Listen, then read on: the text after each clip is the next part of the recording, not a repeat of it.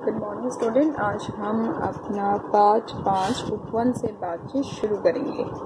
यह है एक कविता उपवन से बातचीत। उपवन मतलब बगीचा, जो बगीचा है, आसपास का जो पेड़ पौधे हैं, फूल हैं, हवा है, उन सभी को लेकर उपवन से बातचीत तथा बगीचे से बातचीत। किसके द्वारा लिखी गई है ये कविता? ये लिखी गई है भारत भूषण अग्रवाल के द्वारा यह कविता लिखी गई है। अब क्या है इस कविता के अंतर्गत? प्रस्तुत कविता में कवि ने इस जीवन सत्य का उद्घाटन किया है। जीवन क्या है, जीवन का सत्य क्या है, जीवन का सच क्या है, जीवन सत्य का उद्घाटन किया है कि जीवन के मजे उन लोगों के लिए हैं, जीवन के मजे उन लोगों के लिए हैं जो कष्टों और विषम परिस्थितियों से जूझे हैं। देखो, कष्ट और जब तक विषम परिस्थितियां ना आए तब तक इंसान क्या है ये पता नहीं चलता। तो मजे उन लोगों के लिए है जो कष्टों और विषम परिस्थितियों से जूझे हैं। उपवन में वसंत की बहार तभी आती है। उपवन में वसंत की बहार तभी आती है जब वह प्रचंड गर्मी, तेज वर्षा और हाड़ कपा देने वाली हाड़ मतलब होता है जो हमारी हड्डियां है, हाड़ तक को कपा देने वाली शीत के प्रकोप को झेलता है। जब वह उपवन में बसंत की बहार तभी आती है। उपवन में बसंत आ जाए, बगीचे में कोई बसंत आ रहा है। उपवन में बसंत की बहार तभी आती है जब वह प्रचंड गर्मी, तेज वर्षा और हाड़ कपा देने वाली शीत यानी ठंडी हवा के प्रकोप को झेलता है। जब प्रचंड गर्मी, बहुत तेज गर्मी हो, तेज बारिश हो रही हो और को हाड़ कपा देने वाली शीत ठंडी के प्रकोप को झेलता है, तभी उपवन में बसंत आती है। ऐसे बगीचे में फूल नहीं खिल जाते हैं, पेड़ नहीं खिल जाते हैं, ऐसे ही नहीं खिलते उपवन में। बहुत सारी समस्याओं को बगीचा देखता है। पेड़ पौधों के ऊपर पत्तियां तभी आती हैं जब उन्होंने पहले उस प्रचंड गर्मी को झेला हो, उस तेज बारिश को झेला हो, उस हाड़ कपा देने वाली ठंड के प्रकोप को झेला हो, तब कहीं जाकर बसंत आती है। तो किसी भी बगीचे में बसंत इतनी आसानी से नहीं आती है, प्रकोप को झेलता है। सुख पाने से पहले उसकी कीमत चुकानी पड़ती है। सुख कभी भी मुफ्त में नहीं मिलता। अगर सुख को प्राप्त करना है, सुख पाना है, तो सबसे पहले दुख को झेलना पड़ेगा, उसकी कीमत चुकानी पड़ेगी, तब जाकर सुख प्राप्त होता है। सुख पाने से पहले उसकी कीमत चुकानी पड़ती है। यह कविता हमें संदेश देती है कि पहले कष्टों और मुसीबतों का डटकर सामना करो। पहले कष्ट और मुसीबतों का डटकर सामना करो, तभी तुम्हें सुख भोगने का अवसर प्राप्त होगा। तुम्हें सुख तभी मिलेगा जब तुम इन सभी दुखों, कष्टों, मुसीबतों का डटकर सामना कर सको। जब तुम इनका डटकर सामना कर सकोगे तभी तुम्हें सुख भोगने का अवसर प्राप्त होगा। प्रस्तुत कविता में कवि इन जीवन सत्य का उद्घाटन किया है कि जीवन के मजे उन लोगों के लिए हैं जो कष्टों और विषम परिस्थितियों से जूझे हैं। उपवन में वसंत की बहार भी तभी आती है जब वह प्रचंड गर्मी, तेज वर्षा और हाड़ कपा देने वाली शीत के प्रकोप को झेलता है। सुख पाने से पहले उसकी कीमत चुकानी पड़ती है। यह कविता हमें संदेश देती है कि पहले कष्टों और मुसीबतों का डटकर सामना करो, तभी तुम्हें सुख भोगने का अवसर प्राप्त होगा। ठीक है, तो अब कविता शुरू करते हैं। आज सवेरे जब वसंत आया उपवन में चुपके चुपके।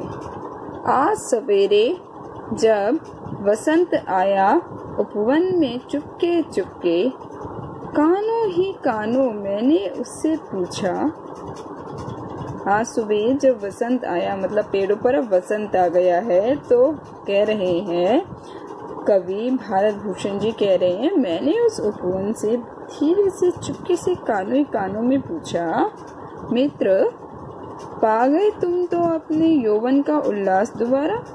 तुम्हें तो फिर से यौवन का प्राप्त हो गया है, तुम्हें तो फिर से खुशी प्राप्त हो गई है, इतना दुख झेले क्यों? क्योंकि देखो जब बुढ़ापा आता है तो इंसान का शरीर कैसा जर्जर हो जाता है, झुर्रियाँ पड़ जाती है, जर्जर होकर शरीर टूट जाता है, एक एक इंसान के शरीर का अंग शिथिल हो जाता है, जर्जर हो जाता है, मुरझा जाता है।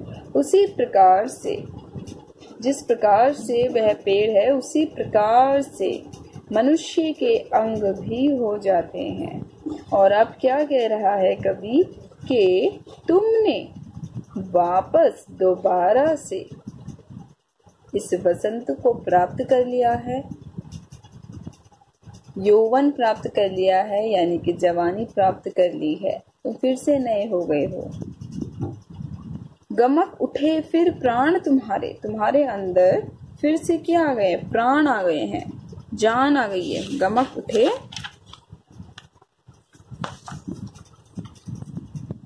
महक उठना, आ जाना फिर से, फ्लोरिस्ट, महक उठना, गमक महकना। गमक उठे फिर प्राण तुम्हारे अंदर फिर से जान आ गई है, फिर से तुमने उस जान को, जो जान थी, जो तुम्हारे अंदर जो प्राण थे, उनकी महक तुम्हारे अंदर फिर से आ गई है। प्राण क्या है? पेड़ पौधों के अंदर जब तक जान होगी तभी तो उनके ऊपर फूल आएंगे, नई नई पत्तियां, कोपले जो पेड़ों से निकलती हैं वो तभी तो आएंगी जब क्या होंगे, ये दोबारा से मतलब इनके अंदर जब जान आ जाएगी। फूलों सा मन फिर मुस्काया, फूलों सा मन फिर मुस्काया, पर साथी क्या दोगे मुझको? फूलों सा मन फिर मुस्काया, पर साथी क्या दोगे मुझको? तो कह रहा है फूलों सा मन फिर से मुस्कुरा रहा है, तुम्हारा मन मुस्कुरा रहा है फूलों के समान, पर मुझे एक बात बताओ साथी, तुम मुझे क्या दोगे? मेरा यौवन मुझे दोबारा मिल ना सकेगा, मेरा यौवन तो, मेरा शरीर तो मुझे दोबारा नहीं मिल सकेगा, मेरा यौवन तो मुझे नहीं मिलेगा दोबारा, मेरा शरीर तो दोबारा मुझे नहीं मिलेगा।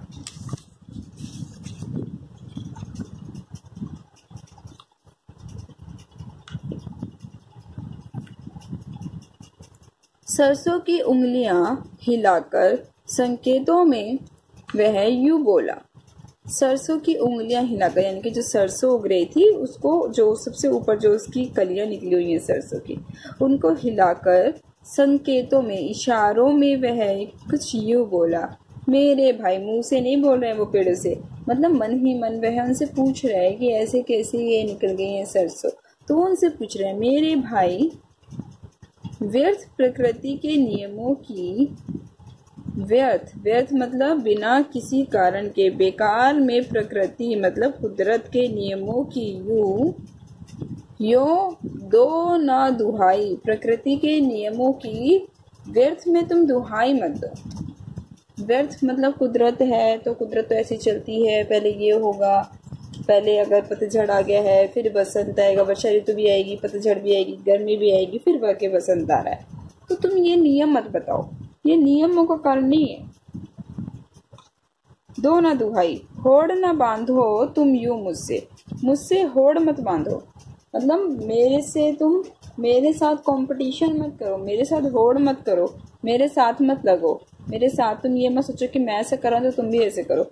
मुझसे होड़ ना बांधो तुम यूं मुझसे, जब मेरे जीवन का पहला पहर झुलसता था लपटों में, जब मेरे जीवन का पहला पहर झुलसता था लपटों में, जब मेरे जीवन में सबसे पहले जब तेज प्रचंड गर्मी आई थी, तुम क्या मेरे से बराबरी करोगे? वो कह रहे हैं मुझसे बराबरी मत करो, उपवन कह रहा है मुझसे, तुम मेरे से बराबरी मत करो, मुझे दुहाई मत दो प्रकृति की, मतलब कह रहे प्रकृति के नियमों की दुहाई मत दो। क्या होड़ करोगे तुम मुझसे? सबसे पहले मेरे जीवन में झुलसता हुआ लपटों का, झुलसता हुआ लपटों का पहला पहर आया था। मतलब बहुत प्रचंड तेज गर्मी पड़ रही थी मेरे ऊपर, उसको झेला था मैंने सबसे पहले।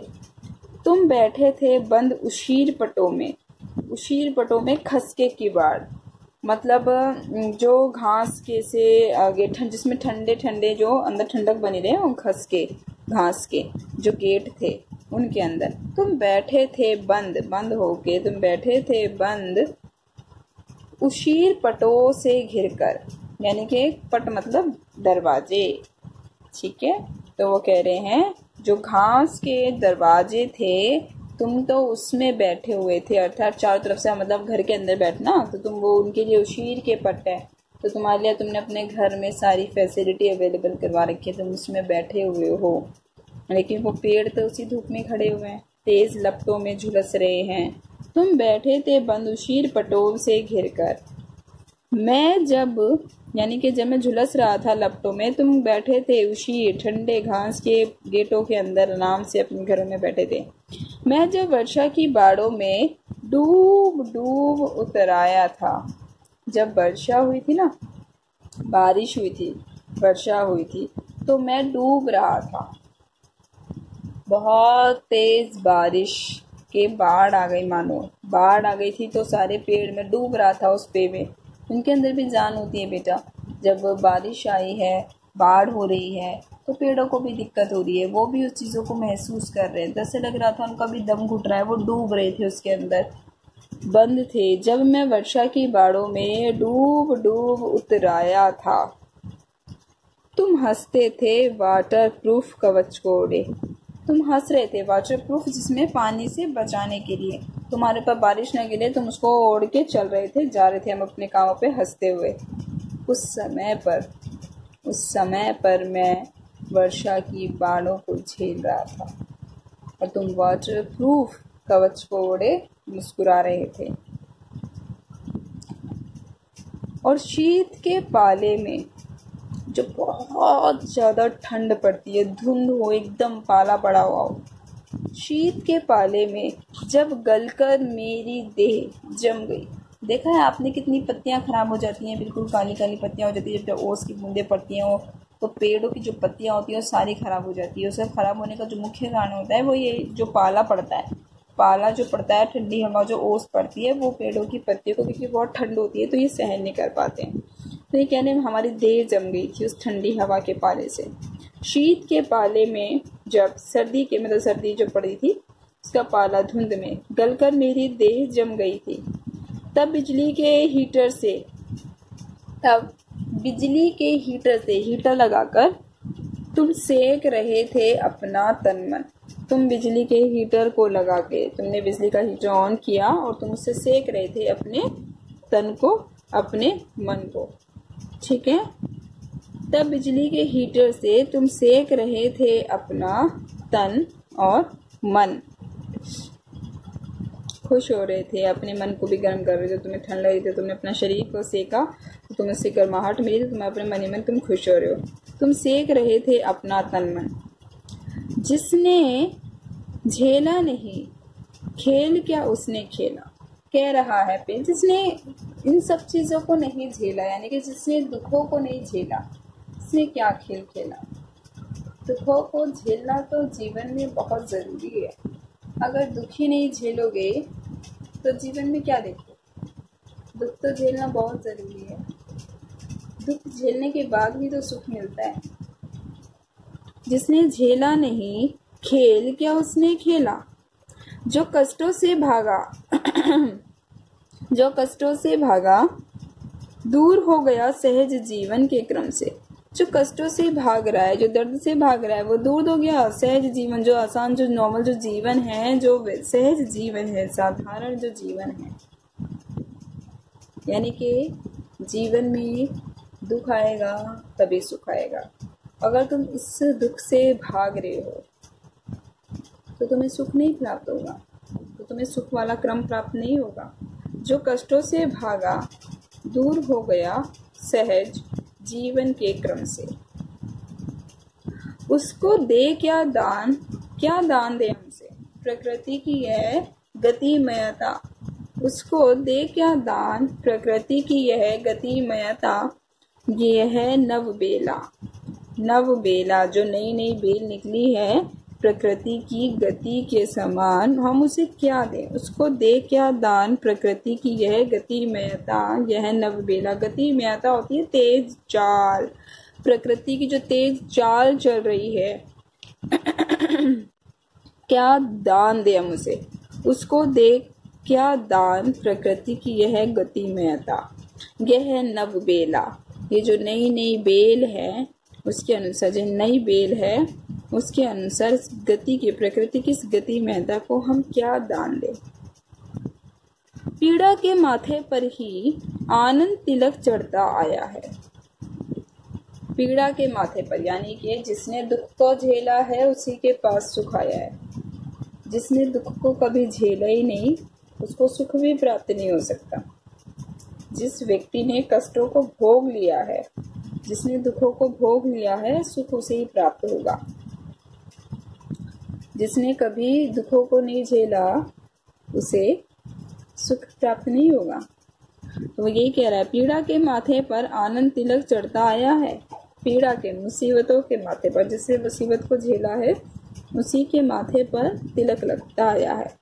मुझे देखकर आज तुम्हारा मन यदि सचमुच ललचाया है, अगर मुझे देखकर तुम ये कह रहे हो कि तुम बहुत खुश हो, तुम्हारे जीवन में फिर से उपवन आ गया है, तुम्हें तो फिर से सुख प्राप्त हो गया है, तो इस बात पर ध्यान दो कि मैंने कितना दुख पहले झेला है, उसके बाद मुझे ये दुख सुख मिला है। तो जीवन में कभी भी सुख की प्राप्ति तब तक नहीं होती जब तक आपने अपने जीवन में दुख को ना भोगा हो। बिना दुख को भोगे, कवि कह रहा है, बिना दुख को भोगे कोई भी व्यक्ति अपने जीवन में सुख को प्राप्त नहीं कर सकता। अगर उसी व्यक्ति के माथे पर सुख का तिलक लगेगा, खुशी उसी व्यक्ति को होगी, सुख केवल उसी व्यक्ति को मिलेगा जिसने पहले दुख को झेल लिया हो। मुझे देखकर अगर तुम सच में आज ललचा रहे हो तो कृत्रिम दीवारें तोड़ो। अगर मुझे सच में देख के तुम ललचा रहे हो ना, तो जो तुम्हारी ये दीवारें हैं, मतलब जिसमें तुम सुख सुविधाओं में तुम रह रहे हो ना, इसको तोड़ दो, छोड़ दो पर इन सुख सुविधाओं को तुम और बाहर आ जाओ। उस घर से उस घर से बाहर आओ जिस घर ने तुम्हें धूप, बारिश, ठंड से बचा रखा है। बाहर आ जाओ उसको तोड़ के मतलब निकल कर बाहर आ जाओ। खुलो, तपो, यानी कि गर्मी में जलो, भीगो, बारिश में गल जाओ, ठंड में बाहर निकलो, आओ, जलो, भीगो, गल जाओ। आंधी तूफानों को सिर पर लेना सीखो, मुसीबतों को झेलना सीखो, परेशानियों का सामना करना सीखो। ये परेशानी तुम्हें मजबूत करने के लिए आई है। परेशानियों का सामना करना सीखो, मुसीबतों को झेलना सीखो, आंधी तूफानों को सिर पर लेना सीखो। जीवन का हर दर्द सहेजो, जीवन के हर दर्द को सहन करना सीखो। स्वीकारो हर चोट समय की। समय की चोट होती है, हर किसी का समय आता है, उस समय की चोट को तुम स्वीकार लो। जितनी भी हलचल मचनी हो, जितनी भी हलचल मचनी हो, मच जाने दो। जितनी भी हलचल मचनी है, मच जाने दो। जितनी भी समस्याएं आनी हैं, आने दो। जितनी भी समस्याएं आनी है उन्हें आने दो। जितनी हलचल तुम्हारी जिंदगी में मचनी है उसे मच जाने दो। रस विष दोनों को गहरे में पच जाने दो। रस को भी और विष को भी। विष होता है जहर, तो वो कह रहे हैं रस विष, विष के रस को, दोनों को, रस भी मतलब जो मिठास है, जो कड़वाहट है, दोनों को गहरे में पच जाने दो। तभी तुम्हें भी धरती का आशीष मिलेगा, तभी तुम्हें आशीर्वाद मिलेगा इस धरती का, तभी तुम जी पाओगे, तभी तुम्हें खुशी मिलेगी, तभी तुम्हें सुख प्राप्त होगा जब तुमने दुख को बहुत गहराई तक झेल लिया हो। तभी तुम्हारे प्राणों में भी यह पलाश का फूल खिलेगा। पलाश होता है टेसू का फूल, पलाश का बड़ा सा जो रेड कलर का होता है फूल, पलाश का फूल। अब क्या है, कह रहे हैं जब तुम इन सारे जहर को पी लोगे तब तुम्हारे जीवन में फिर पलाश का फूल खिलेगा। इस दुख को झेलने के बाद, जब तुम इन दुखों को झेल लोगे तब जाकर तुम्हें वह फूल प्राप्त होगा। उस दर्द को सहन करने के बाद। तो ये सुख और दुख, तो दुख अगर जीवन में आया है तो इसका मतलब है कि आपके पास अब सुख आने वाला है। और अगर दुख चल रहा है तो उसे सहन करो, उससे लड़ो, उससे घबराओ मत, क्योंकि दुख आपको मजबूत करने के लिए आता है और सुख आपको कमज़ोर बना देता है। तो अगर दुख आपके जीवन में कभी भी किसी भी रूप में आता है, उस दुख से लड़ना सीखो, उसे झेलना सीखो।